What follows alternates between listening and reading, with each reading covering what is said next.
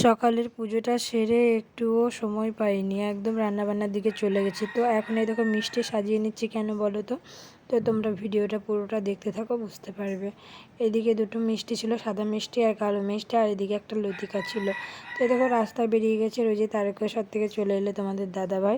তো তার জন্য ওকে এনে দাঁড় করিয়ে দিলাম। এখন পা ধুইয়ে দিব, তার জন্য জল নিয়ে আসলাম, দিয়ে দেখো পাটা ধুইয়ে দিচ্ছি। আর দিকে সব কিছু রেডি করে রেখে দিলাম। তো মেয়েও সাথে সাথে হচ্ছে পাটা ধুইয়ে দিল, আর আমিও ধুইয়ে দিলাম।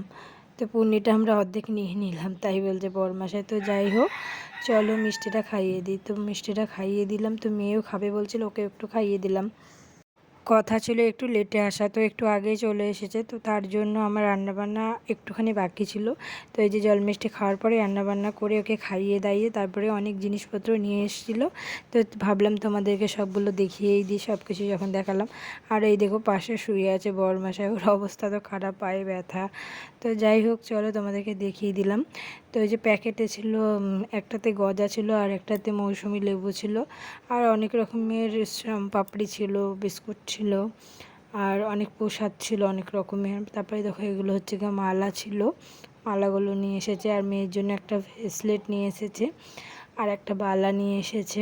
এই যে ভেসলেটটা দেখালাম। তো এইসবগুলোই নিয়ে এসেছে, তোমাদের তো দেখিয়ে দিলাম। তো ভিডিওটা কেমন লাগলো নিশ্চয়ই